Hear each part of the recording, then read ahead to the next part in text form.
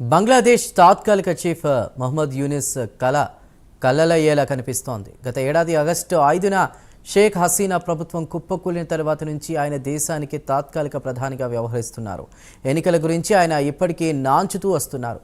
ఈ ఏడాది చివర్లో కానీ వచ్చే ఏడాది ప్రారంభంలో కానీ ఎన్నికలు నిర్వహిస్తానని దేశ ప్రజలకు హామీ ఇచ్చారు. చెల్లాచెదరైన దేశ ఆర్థిక వ్యవస్థను చక్కదిద్దాల్సిన అవసరం తనపై ఉందని చెప్పుకొచ్చారు. అలా దీర్ఘకాలం పాటు పదవిలో కొనసాగాలనుకున్నారు యూనుస్. ప్రస్తుతం బంగ్లాదేశ్ నేషనలిస్ట్ పార్టీ లేదా బిఎన్పి యూనుస్పై ఒత్తిడి తెచ్చి ఈ ఏడాది జూలై లేదా ఆగస్టులో ఎన్నికలు నిర్వహించాలని ఆయనపై పెద్ద ఎత్తున ఒత్తిడి తెస్తున్నాయి. మరి యూనుస్ బిఎన్పి ఒత్తిడి నుంచి ఎలా తప్పించుకుంటారో వేచి చూడాల్సిందే. బంగ్లాదేశ్ తాజా రాజకీయ పరిణామాలపై ప్రత్యేక కథనంలో మరింత సమాచారాన్ని తెలుసుకుందాం.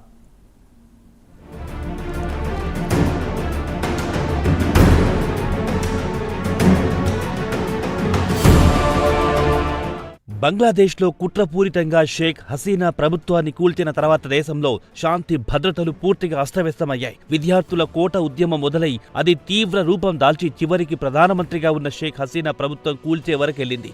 దేశంలోని మిలిటరీ, పోలీసులు, ప్రతిపక్ష రాజకీయ నాయకులు కుమ్మకై షేక్ హసీనాను దేశం నుంచి తరిమేశారు. ఆమె గతేడాది ఆగస్టు 5న ఢిల్లీకి చేరుకున్నారు. ప్రస్తుతం ఆమె ఢిల్లీలోని రహస్య ప్రదేశంలో కాలం గడుపుతున్నారు. షేక్ హసీనాను తమకు అప్పగించాలని ఇప్పటి బంగ్లాదేశ్ 2 సార్లు సమన్లు పంపింది. ఇండియా ప్రభుత్వం దాని గురించి పెద్దగా స్పందించలేదు. ఇక అసలు విషయానికి వస్తే షేక్ హసీనా ప్రభుత్వం కుప్పకూలిన తర్వాత నోబెల్ బహుమతి గ్రహీత మహమ్మద్ యూనుస్ దేశానికి తాత్కాలిక ప్రధానమంత్రిగా నియమించారు. ఆయన ప్రధానిగా చేయడం వెనుక అమెరికా హస్తముందన్న టాక్ వినిపిస్తోంది. అమెరికాలో బిల్ క్లింటన్ కు యూనుస్ అత్యంత సన్నిహితుడు. ఆయన భార్య హిల్లరీ క్లింటన్ కు ఎన్నికల సమయంలో పెద్ద ఎత్తున ఫండింగ్ చేశాడని, అలాగే యూనుస్ కు నోబెల్ బహుమతి వెనుక క్లింటన్ హస్తముందన్న టాక్ కూడా ఉంది.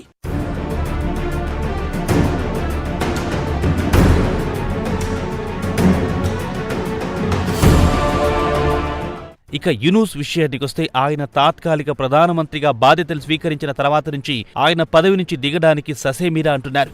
ఎన్నికల గురించి ప్రస్తావన వచ్చినప్పుడు దేశ ఆర్థిక వ్యవస్థను గాడిన పెట్టాల్సిన అవసరం ఉందని చిన్నగా జారుకునేవారు. ఓసారి మాత్రం వచ్చే 2025 చివర్లో కానీ లేదా 2026 ద్వితీయార్థంలో ఎన్నికలు నిర్వహిద్దామని అన్నారు. అయితే బంగ్లాదేశ్కు చెందిన బంగ్లాదేశ్ నేషనలిస్టు పార్టీ లేదా బిఎన్పి మంగళవారం నాడు అధికారికంగా సాధారణ ఎన్నికలు ఈ ఏడాది జూలై లేదా ఆగస్టులో నిర్వహించాలని మహమ్మద్ యూనుస్ పై పెద్ద ఎత్తున ఒత్తిడి తెస్తున్నాయి. ఇది వివిధ వర్గాల నుంచి అందుతున్న సమాచారం ప్రకారం ప్రస్తుతానికి యూనుస్ మాత్రం ఎన్నికలకు మొగ్గు చూపే పరిస్థితి లేదంటున్నారు.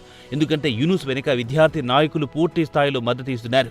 అలాగే radical Islamist party Jamaate Islami, Hifazat e Islami, హిజాబ్ ఉట్ తాహిరీర్ అనే మిలిటెంట్ ఆర్గనైజేషన్లు మాత్రం ఎన్నికలు వాయిదా వేయాలని యూనుస్ పై ఒత్తిడి పెంచుతున్నాయి.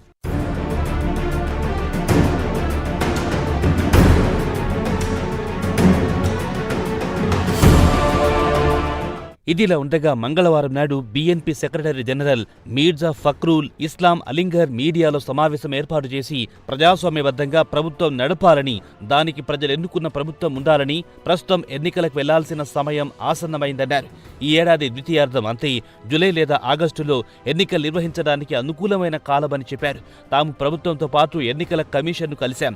అన్ని రాజకీయ పార్టీలు ఈ ఏడాది ద్వితీయార్థంలో ఎన్నికలు నిర్వహించాలని కోరుతున్నాయి. దేశం కోసం, దేశ ప్రయోజనాల కోసం ఎన్నికలు నిర్వహించాల్సిందేనని బిఎన్పి సెక్రటరీ జనరల్ డిమాండ్ చేశారు. కాగా సోమవారం రాత్రి BNP standing committee chairperson Tarique Rahman London నుంచి వీడియో కాన్ఫరెన్స్ లో మాట్లాడారు.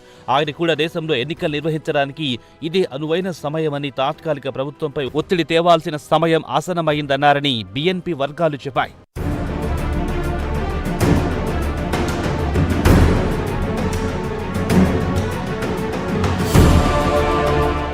ఇక యూనుస్, ఆయన సలహాదారుల టీంతో పాటు ఎన్జీఓలు, విద్యార్థి నాయకులు మాత్రం ఎన్నికల తేదీని వీలైనంత వరకు పొడిగించుకుంటూ పోవాలని ఒత్తిడి తెస్తున్నారు. వివిధ రంగాల్లో చేపట్టిన సంస్కరణలు ఫలవంతమైన తర్వాత ఎన్నికల గురించి ఆలోచిద్దామని యూనుస్ టీం వాదిస్తోంది. ఇక విద్యార్థి నాయకులు మాత్రం షేక్ హసీనాను గద్దెదించిన రోజు నుంచి బిఎన్పి డిమాండ్లకు తాము తలొగ్గే పరిస్థితి లేదని బలంగా చెబుతూ వస్తోంది. ప్రస్తుత పరిస్థితి ఎలా ఉందంటే విద్యార్థులు మాత్రం ఎన్నికలొద్దంటున్నారు. అదే సమయంలో బంగ్లాదేశ్ రాజకీయ నాయకులు మాత్రం ఎన్నికలు కావాల్సిందేనని పట్టుబడుతున్నారు. దీంతో దేశంలో రాజకీయాలు మరింత ఉద్రిక్తంగా మారుతున్నాయని బంగ్లాదేశ్కు చెందిన వెటరన్ జర్నలిస్ట్ ఒకరు చెప్పారు. గత 6 నెలల నుంచి బంగ్లాదేశ్ పాలన గాడి తప్పింది.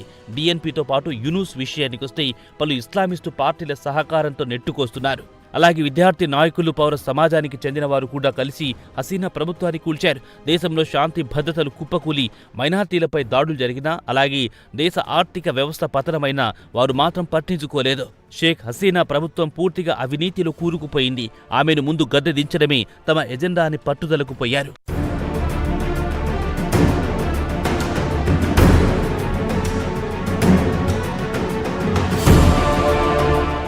ఇక విద్యార్థి నాయకులు పలు ఇస్లామిస్టు గ్రూపులతో కలిసి 1971 స్వాతంత్ర యుద్ధం గురించి బంగ్లాదేశ్ ఏర్పాటుకు కృషి చేసిన షేక్ హసీనా తండ్రి ముజబూర్ రెహమాన్ దేశద్రోహిగా చిత్రీకరించడం మొదలెట్టారు. 1971లో పాకిస్తాన్ నుంచి బంగ్లాదేశ్ విడిపోయింది. పాక్లో బంగ్లాదేశీయులను 2వ తరగతి పౌరులుగా చూసేవారు. అక్కడి మహిళలపై అత్యాచారాలు చేయడం, హత్యలు చేయడంతో విసుగు చెంది ప్రత్యేక దేశం కోసం పోరాడారు బంగ్లా ప్రజలు. ఇండియా మద్దతుతో పాక్పై యుద్ధంలో గెలిచి ప్రత్యేక దేశంగా ఏర్పడింది. విద్యార్థి నాయకులు మాత్రం మొత్తం చరిత్రని మార్చేస్తున్నారు. రాజ్యాంగాన్ని మార్చారు. జాతిపితగా ఉన్న ముజబూర్ రెహమాన్ను పక్కన పెట్టి అప్పటి బీఎన్పీ వ్యవస్థాపకుడు జనరల్ జియావుర్ రెహమాన్ను జాతిపితగా ప్రకటించారు. ఈ ఏడాది పాఠ్య పుస్తకాల్లో బంగ్లాదేశ్ జాతిపితగా జియావుర్ రెహమాన్ను ముద్రించబోతున్నారు. అలాగే షేక్ హసీనా పార్టీని ఎన్నికల్లో పోటీ చేయకుండా నిషేధించాలని చూస్తున్నాయి విద్యార్థి సంఘాలు.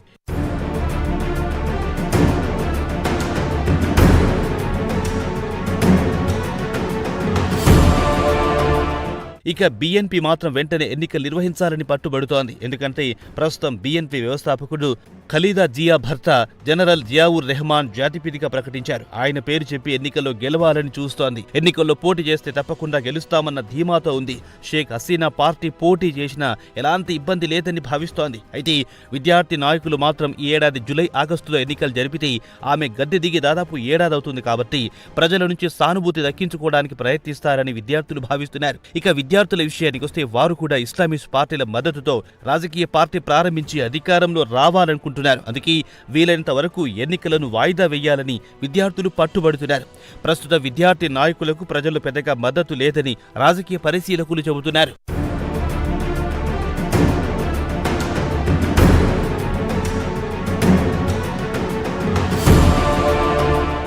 విద్యార్థుల గేమ్ ప్లాన్ను తెలుసుకున్న బీఎన్పీ వెంటనే ఎన్నికల తేదీని ప్రకటించాలని యూనుస్పై ఒత్తిడి పెంచుతోంది. దీనికి కాను బీఎన్పీ నాయకులు దేశంలో పెరిగిపోతున్న నిత్యావసర వస్తువుల గురించి పెద్ద ఎత్తున ప్రచారం చేస్తోంది. ఇంతకుముందు దాన్ని ఊసే ఉండేది కాదు. అలాగే ప్రభుత్వం సుమారు 100 ప్రోడక్ట్లపై వ్యాట్ను బాధాలనుకుంది. దాన్ని బీఎన్పీ వ్యతిరేకించింది. అలాగే బీఎన్పీ స్టాండింగ్ కమిటీ సమావేశంలో పన్నులు, సుంకాల అంశం గురించి చర్చించింది. ప్రస్తుతం దేశంలో ద్రవ్యోల్బణం 10% పైనే తచ్చాడుతోంది. యూనుస్ ప్రభుత్వం పన్నులు, సుంకాలు పెంచితే సామాన్యుడి బ్రతుకు మరింత దుర్భరమవుతుందని హెచ్చరిస్తూ ప్రజల్లోకి వెళ్లాలనుకుంటోంది. మొత్తానికి బీఎన్పీ ఎలాగైనా అధికారంలో రావాలనుకుంటోంది. మరి యూనుస్ వారి ఒత్తిడికి లొంగుతారా అన్న చర్చ ప్రస్తుతం బంగ్లాదేశ్లో హాట్ టాపిక్గా మారింది.